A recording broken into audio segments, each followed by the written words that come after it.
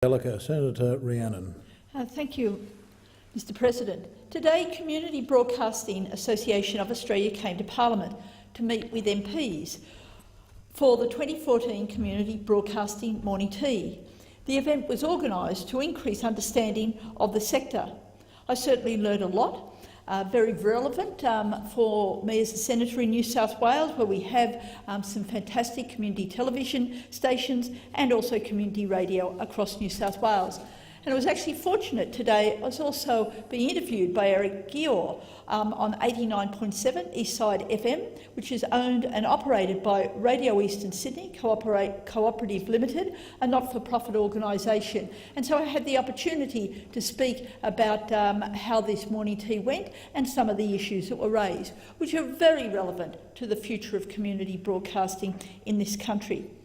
And the figures in terms of the interest, the use, the listening and the watching audience for community radio and television are most impressive.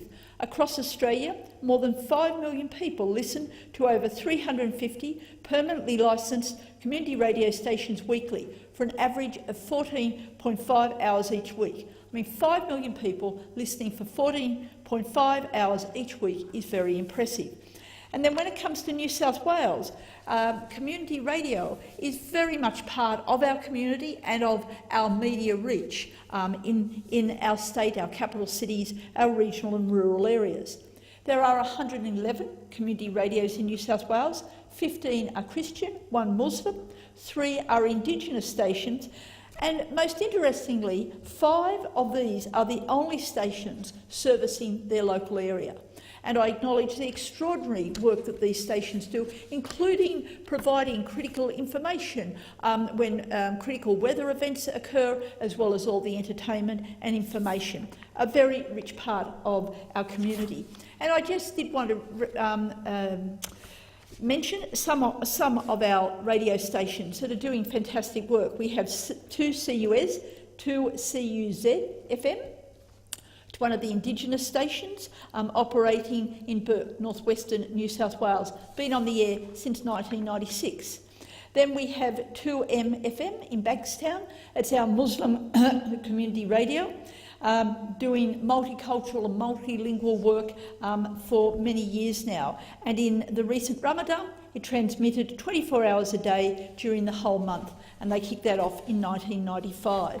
And then when you talk about community radio in New South Wales, you can't go past 2SER FM. I imagine many people in this place, not just the New South Wales senators, would have been interviewed on this community broadcaster that has been doing this work for the 1970s. And so many of the journalists who we are interviewed by on mainstream radio came through 2SER at some stage. Community television was also represented today, and like community radio, they're going strong. In community interest in producing programs for television is particularly strong, and it's one of the great benefits of this form of media.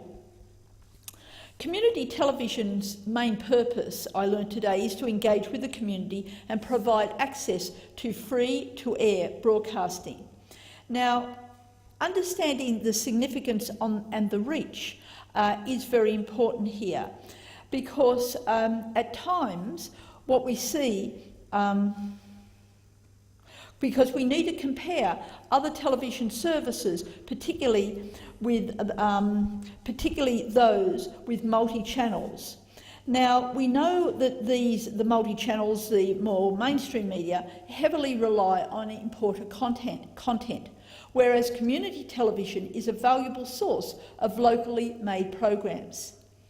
Now, data from OzTAM, which manages TV ratings data for total TV viewing, shows that the monthly cumulative reach of community television is only slightly lower than that of all Foxtel channels combined.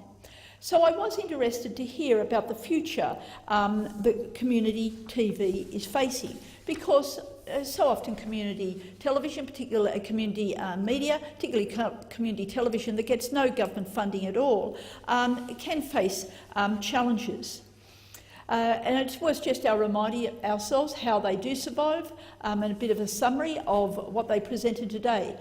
They don't get the government funding, they are self-sufficient, they're very much about social cohesion, they are excellent community engagers, and clearly I do believe that all of us should be encouraging community television. As I've mentioned, for us in New South Wales, it's a big part of our fabric of our communities. And just before I go on to some of the challenges that community television is facing, I did want to acknowledge the community television in New South Wales. This is where we have Hunter Community Television coming out of Newcastle. It's actually not on air at the moment, and it's trying to sort that out with ACMA. Illawarra Community Television, again doing an excellent job. It's been operating since 2005. Warp Television in Bathurst, another non-profit community group dedicating to promoting screen culture across the Central West. TVS Sydney is the only free-to-air, not-for-profit community broadcast licence holder in Sydney. It's based in Western Sydney, broadcasting across Greater Sydney. And I learned about that one door-knocking once with somebody who had it on and was told me what they were watching and who they had seen who was standing for Parliament once. So it's very, very much used, particularly popular in a lot of public housing areas in Sydney. And then we also have Snowy Mountains Television doing an excellent job. And across the country there's some other excellent examples, including the one that we do need to acknowledge, Aurora Community Television, which is a not-for-profit Indigenous the Indigenous Community Centre is ICTV. So Aurora Community TV doing a great job, and Indigenous Community Television, which is Australia-wide. But then we have to consider what the future is. And it was interesting today to hear the Minister speak about community broadcasting. And in his presentation, he gave great emphasis to linking the future of broadcasting with the internet. Now, these comments seemed unusual, the way he cast them, and in discussions with community broadcasting people afterwards, I came to realise why. The future of community television is actually under a cloud, and I do urge the Minister to reassess his position. The Minister is considering the future of the sector as part of the government's policy of media deregulation. Now, an apparatus licence for CTV that gives access to the spectrum for TV broadcasting expires on the 30th of December this year. Renewal depends on the Minister's decision. At this stage, this renewal is not forthcoming and all stations face closure. People I spoke to today from community television recognise that a move to the internet is inevitable for all broadcasters. That's not in question. However, to force CTV to move in the short term is wrong. Surely the Minister does not want to be responsible for CTV failing. I urge the Minister to work with the sector. Failure would be clearly bad for community broadcasting, and I would also suggest it wouldn't be a good look for him as a responsible Minister and his government. I urge that the Minister works with the sector, allows time to resolve the shift to the internet, renews the apparatus licence for community television. Now, at times we hear a comparison made with the shift BBC Three has made. Now, I would argue that the BBC Three channel a shift to the internet cannot be compared to CTV in this country on size, scale and how it's been undertaken. The British experience, in fact, demonstrates the opposite. That this country is moving towards community television is what is actually happening in Britain, with a rollout of 28 local television licences on free-to-air spectrum, with largely the same aims as we see here. So I really would urge that the Minister ensures that he works with community television so it survives, has a healthy future, and that would be a richer media mix for the whole country. Thank you, President.